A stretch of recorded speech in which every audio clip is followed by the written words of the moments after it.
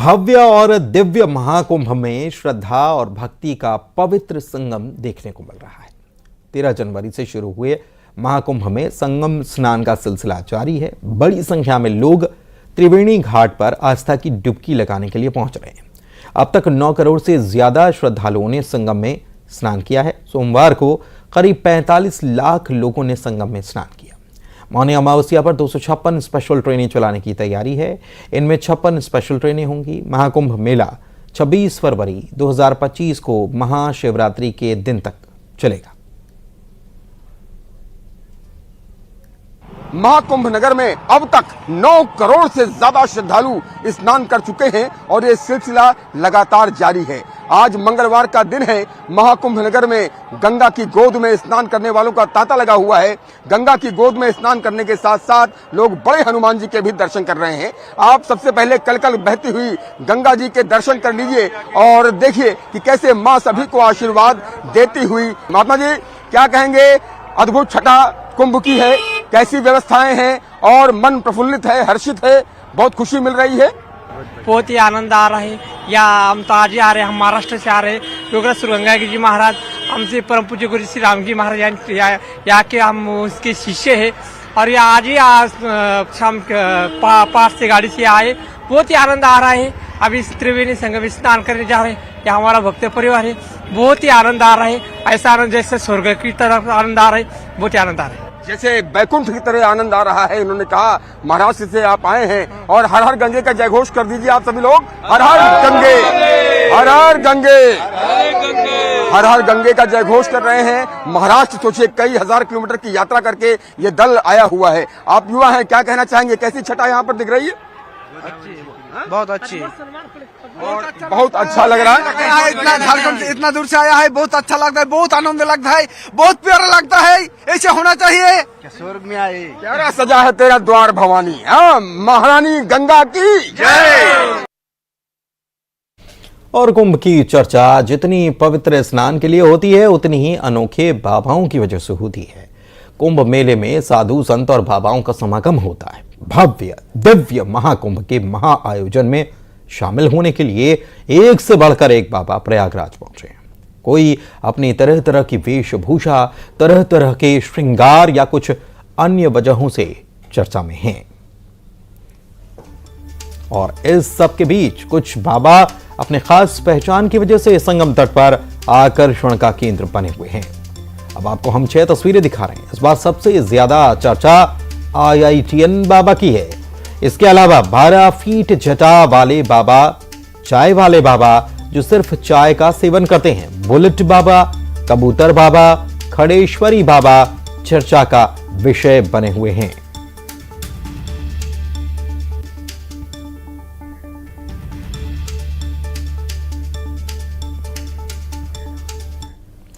महाकुंभ क्षेत्र में कबूतर बाबा भी चर्चा में बने हुए हैं। राजस्थान से आए महंत राजपुरी जी महाराज कबूतर बाबा के नाम से प्रसिद्ध हैं। जो भी जूना अखाड़े की ओर जाता है वह कबूतर बाबा की कुटिया की तरफ जरूर पहुंचता है। मेवाड़ से आए हैं, कबूतर वाले बाबा के नाम से जाने जाते हैं और तस्वीरें बोलती हैं ऐसा कहा जाता है। तो ये तस्वीर अपने आप स्वयं बोल रही है। देखिए, जटा जूटधारी है, भस्म रमाए हुए हैं और सर पर एक कबूतर विराजमान है। ओम नमो नारायण। क्या क्या खास बात है? ये आपका कबूतर शिष्य है कि आपके साथ हमेशा बना रहता है, साथी है? ये तो जीव शिव का खेल है। जीव से शिव है, ये तो शिव की माया है जो जीव शिव है। बस इसकी सेवा है। ये सब एक ही है लक्ष्य, जीव की सेवा करो। प्रेम है इससे और कुछ नहीं है। कितने वर्षों से आपके साथ है? 10वां वर्ष लग गया है। अरे वाह। और सोते जागते हमेशा आपके साथ रहता है? साथ में रहता है हमेशा। तो कुंभ मेला कैसा इस बार लग रहा है आपको? बहुत बड़ी ये बहुत बड़ा कार्यक्रम है। बहुत बढ़िया है, अच्छा है। आपने स्नान किया? गए हम, ये भी गया स्नान में तो। अच्छा। हाँ। और दिन भर मैं देख रही हूँ ना भक्तों का तांता लगा रह रहा है। अब ये भक्तों के भाव है, और ये दुनिया तो सिर्फ वो इसे देखने आ रही, वो उनको एक ही खिलौना जैसा खिलौना वाला खेल हो रहा ना, इनको सब खिलौना ही लग रहा है कि बाबा जी एक खिलौना लेके घूम रहे कबूतर कबूतर, परंतु जो दिख रहा है वो है नहीं है, और है जो दिखता नहीं है। क्या कहना चाहेंगे, क्या इंगित करना चाह रहे हैं कि जो है वो दिख नहीं रहा, क्या कहना चाहेंगे? बस तो जो ये अगर जो इसकी माया है, अब इसको दूसरे को कबूतर ही दिख रहा है ना, तो कबूतर है ये, और जिसको जो जीव दिख रहा है उसमें वही है। बस तो ये तो शिव, वो क्यों ना जीव सोई शिव है, जो शिव की माया है। तो महाकुंभ की अलग अलग तस्वीरें सामने आ रही हैं और न्यूज़ 18 से सिर्फ चाय पीने वाले बाबा ने भी बातचीत की। वे 12 साल से केवल चाय पर निर्भर हैं। अपनी सेहत का राज सिर्फ चाय को वे बता रहे हैं।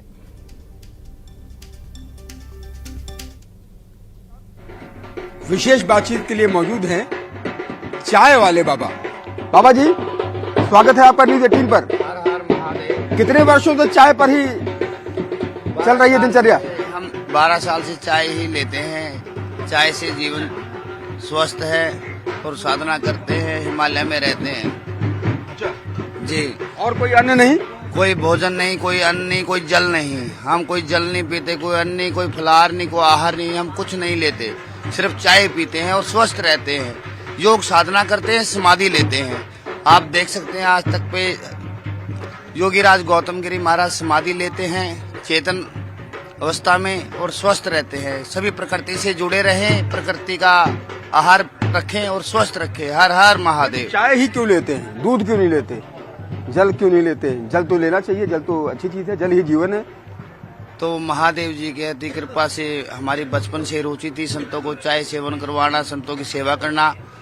उसी सेवा से मैं आज अखंड भर हमारा लंगर चलता है चाय का। हम चाय चलाते हैं पब्लिक के लिए और आप भी हम चाय पीते हैं और चाय ही। आपके हाथ में चाय का पूरा ग्लास बोतल देख पा रहा हूँ। 10 लीटर चाय पीते हैं एक दिन में, हम खुश हो गए पीते हैं इसको। कितना पीते? 10 लीटर जी। 10 लीटर चाय पूरा दिन में पीते हैं। पूरा दिन में पी जाते हैं जी। 10 लीटर चाय पूरे दिन में, कोई पानी नहीं, कोई अन्न नहीं। अघोरी साधु का नाम जैसे ही लिया जाता है तो लोगों के दिमाग में कई मिथक और भ्रांतियां भी आती हैं, लेकिन असल सच्चाई से आज हम पर्दा उठाने वाले हैं। न्यूज़ 18 ने कई वर्षों तक श्मशान में साधना करने वाले श्री पंचायती निरंजनी अखाड़ा के महामंडलेश्वर ललितानंद महाराज से उन सभी सवालों के जवाब जाने जो एक आम जनता को जानना जरूरी है।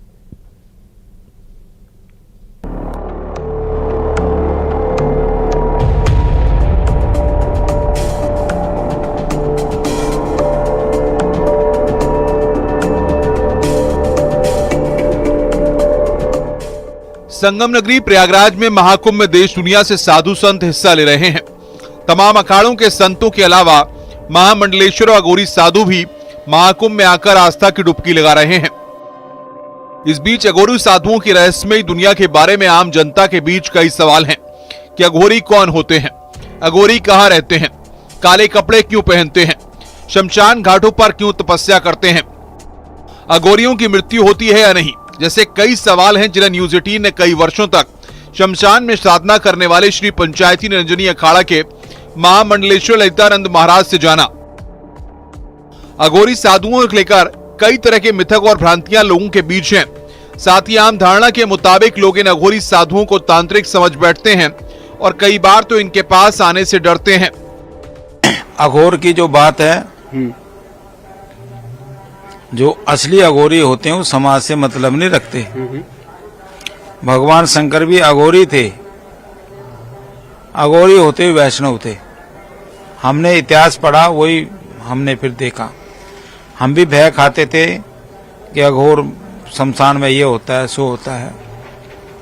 कुछ मायाएं होती हैं, लेकिन मां मृत्युंजय का मंत्र का जाप हमने किया, वहां सिद्ध किया और किसी से हमने घृणा नहीं की। शमशान में वही व्यक्ति साधना कर सकता है जिसके पास किसी भी प्रकार का कोई व्यसन ना हो, नशे का, और दूसरे से घृणा ना हो, वही शमशान में साधना कर सकता है। आमतौर पर अघोरी साधु एकांत में रहते हैं और सार्वजनिक रूप से कम नजर आते हैं। महाकुंभ जैसे धार्मिक आयोजनों में ही इन्हें सार्वजनिक तौर पर देखा जाता है। वहीं लोगों में दुविधा होती है कि क्या नागा साधु और अघोरी एक ही होते हैं। इसके बारे में भी ललितानंद महाराज ने विस्तार से बताया। अघोरी साधु कह दो चाहे नागा साधु कह दो, बात वही है, बात वही है। तो उसमें कोई भिन्नता नहीं है, सिर्फ पहचानने की बात है। उसको वही पहचान सकता है जिसको कुछ ज्ञान है, वही लोग उसको पहचानेगा। और अघोर क्या है? अघोर यह है कि जैसी भी परिस्थिति हो उस परिस्थिति से निपटना। अघोर को तंत्र से जोड़ा जाता है। तंत्र से भी जोड़ा जाता है। अलग अलग जिसकी जैसी महत्वाकांक्षा, जिसकी जैसी भावना है। हम लोग वैष्णव परंपरा के सैव हैं। हम लोग कोई उस तरह के तांत्रिक नहीं है। जैसे लोग तांत्रिक जो करते हैं वो अपनी महत्वाकांक्षा के लिए वो लोग करते हैं, लेकिन ऐसा कुछ नहीं है। अघोरी साधु शिव को मोक्ष का मार्ग मानकर उनकी घोर साधना करते हैं और शिव को सर्वज्ञ, सर्वव्यापी और सर्वशक्तिमान मानते हैं। अघोरी जन्म मृत्यु के भय से परे माने जाते हैं और इसी वजह से शमशान में रहने से बिल्कुल नहीं डरते। मान्यता है कि अगर ऐसा करने में उन्हें डर न लगे, घृणा न हो, तो वे अपनी साधना में पक्के हो रहे हैं। भगवान शंकर चीताओं की भस्म लगाते थे, जिसका महाकाल में उज्जैन में इसका प्रमाण है। इसका प्रमाण भी आता है। और महाकालेश्वर में चिता की भस्म ही सुबह जो आरती होती है उसमें लगाई जाती है, लेकिन उसको सिद्ध करना पड़ता है, शुद्ध करना पड़ता है। उसको शुद्ध करके ही वो किया जाए। थोड़ी कि डायरेक्ट शमशान से भस्म ले ली लगा दी, ऐसा कुछ नहीं है। उसको सिद्ध करना पड़ता है, उसको शुद्ध करना पड़ता है, जब वो होता है। अघोरियों के बारे में धारणा है कि वे मानव मांस खाते हैं, शराब पीते हैं और उन्हें तांत्रिक की तरह दिखाया जाता है, लेकिन इसके पीछे पूरी सच्चाई नहीं है। मुद्दे को प्रसाद में और मांस और मदिरा चलाया जाता है शमशान साधु। ऐसा कुछ नहीं है। वो अपने अपने जिसका जैसा काम है उस तरह से, जिसका जैसा भाव है उस तरह की वो पूजा करता है। बाकी ऐसा कुछ नहीं है। क्या अघोर साधना में जलती चिता में शव का मांस खाना पड़ता है, ऐसी भी बात कही है? नहीं, ऐसा कुछ नहीं, ऐसा कुछ नहीं। वो सब राक्षसी प्रवृत्ति के लोग हैं। वो राक्षसों का काम है, देवताओं का काम नहीं है। भगवान शंकर अघोर होते हुए शमशान में वैष्णव थे, वैष्णव थे, ठीक है ना। तो वो वही कर सकता है जिसको उस चीज का ज्ञान है। कई वर्षों तक शमशान में साधना करने वाले ललितानंद महाराज ने अघोरियों के भस्म लगाने के रहस्य के पीछे के कारणों के बारे में भी बताया। उसको शुद्ध किया जाता है। वो शुद्ध करना हर किसी को बस का थोड़ी है। जो कि ज्ञान है वो करेगा ना शुद्ध। कोई कुछ बातें ऐसी है जो बताने की नहीं है, और अच्छा उसको लोग फिर वो सुन करके उसका वो प्रचार गलत मिसयूज करेंगे। अघोरियों की मृत्यु के रहस्य से भी ललितानंद महाराज ने पर्दा उठाया। कुछ नहीं होता, उनकी गति नहीं होती है। अच्छा। उनको कीड़े मकोड़े, ये कुत्ते, ये बनना पड़ता है उनको। जो गलत काम करते हैं उनको उसी तरह का बनना पड़ता है। मैं कह रहा हूं कि अघोरियों की मृत्यु के बाद उनका अंतिम संस्कार कैसे होता है? जो अघोरी असली अघोरी होते हैं भगवान शंकर के, तो उनका तो मोक्ष होता है। अच्छा, जो असली अघोरी होते हैं उनका मोक्ष होता है। मोक्ष होता है। वो तो दोबारा जन्म नहीं होता उनका। तो डायरेक्ट परमात्मा से उनका कनेक्शन होता है।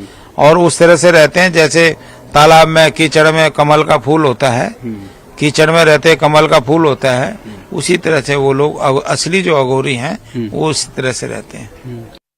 कि शमशान साधना क्या होती है और सिद्धि क्या होती है, ये कुंभ की दुनिया है जो रहस्यों से भरी हुई है।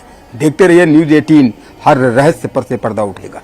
कैमरा पर्सन सोनू मंडल के साथ उमेश श्रीवास्तव, न्यूज 18, महाकुंभ नगर, प्रयागराज।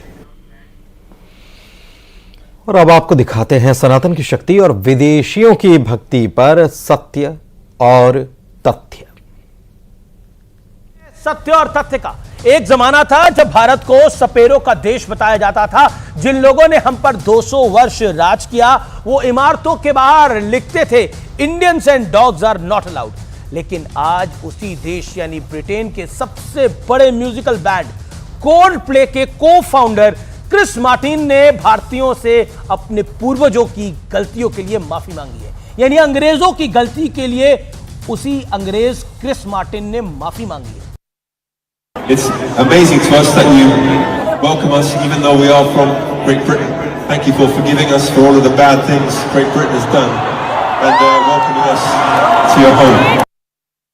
क्रिस मार्टिन के साथ भारत आई एक्ट्रेस डकोटा जॉनसन मंदिर मंदिर घूम रही है, नंदी महाराज के कान में मन्नत मांग रही है, भगवान श्री कृष्ण के भजनों पर झूम रही है। यह बदलाव रातों रात नहीं आया व्यूअर्स। इस बदलाव की वजह भारत की लोकप्रिय संस्कृति है और बीते 11 वर्षों में इसका जैसा डंका बजाया जा रहा है, बखान हो रहा है, वो अभूतपूर्व है। याद करिए, ये लेफ्ट लिबरल्स माथे पर टीका लगाने पर सवाल खड़ा करते थे इस देश में। प्रधानमंत्री नरेंद्र मोदी ने ना सिर्फ माथे पर गर्व के साथ त्रिपुंड लगाया, बल्कि जय श्री राम का उद्घोष से सनातन को खुलकर सेलिब्रेट भी किया। और इसी को अंग्रेजी में अनअपोलोजेटिक हिंदू भी कहते हैं। जिस अयोध्या नगरी को दशकों तक सियासी अछूत समझा जाता रहा व्यूअर्स, प्रधानमंत्री मोदी ने पूरी दुनिया को रामलला की मूर्ति की प्राण प्रतिष्ठा में न सिर्फ न्योता देकर बुलाया, बल्कि उनके लिए श्री राम का क्या अर्थ है इसका परिचय भी दिया। सुनिए मोदी को, आज भी बहुत महत्वपूर्ण है। राम भारत की चेतना है, राम भारत का चिंतन है, राम भारत की प्रतिष्ठा है, राम भारत का प्रताप है, राम प्रवाह है, राम प्रभाव है, राम नेति भी है, राम नीति भी है। आज सनातन का तेज सूर्य के समान दुनिया भर में तेजी से फैल रहा है। प्रयागराज महाकुंभ में चप्पे चप्पे पर इसका सबूत देखने को मिल जाता है। इटली से आई इन महिलाओं को देखिए, इनकी मूल भाषा ना हिंदी है, ना अंग्रेजी और ना ही संस्कृत, लेकिन इन्होंने उत्तर प्रदेश के मुख्यमंत्री योगी आदित्यनाथ के सामने श्री रामचरितमानस की चौपाई और श्री तांडव स्तोत्र का पाठ किया। जलाभुजंग पिंगल स्फुरत्तनामणि प्रभाकरं कुंकुमाद्रव प्रलिप्त दिग्वधो मुखे मदंत सिंधुर स्फुरत्वगुत्तरीय मेदुरे मनो विनोदमद्भुतं बिभर्तु भूत भर्तरी। ये तो सिर्फ झांकी है। इटली के अलावा इजराइल, रूस, जापान, अमेरिका समेत कई देशों से श्रद्धालु सनातन के सबसे बड़े जमावड़े का एक बड़ा हिस्सा बन रहे हैं, प्रयागराज पहुंचे हैं। यही ट्रांसफॉर्मेशन भारत की सॉफ्ट पावर का एक बड़ा एग्जाम्पल है, उदाहरण है। सनातन को सांप्रदायिकता से जोड़ने वालों की हालत ऐसी हो गई है, उन्हें भी मंदिर मंदिर अब जाना पड़ रहा है, कुर्ते के ऊपर जनेऊ धारण करना पड़ रहा है और खुद का गोत्र भी प्रेस कॉन्फ्रेंस में बताना पड़ रहा है। यही सनातन की शक्ति अर्थात ताकत है। इसी पर गर्व कीजिए, क्योंकि जब तक आप अपनी जड़ों पर गर्व नहीं करेंगे तब तक लोग आपको गंभीरता से नहीं लेंगे। इमारत वही बड़ी होती है जिसकी नींव मजबूत हो, दरख्त वही ऊपर जाता है जिसकी जड़ें मजबूत हो। हमारी जड़ें भारत की परंपरागत संस्कृति है, उसको नमन करिए, उसे सेलिब्रेट करिए। और इसी के साथ इस बुलेटिन में इतना ही। खबरें आगे जारी हैं।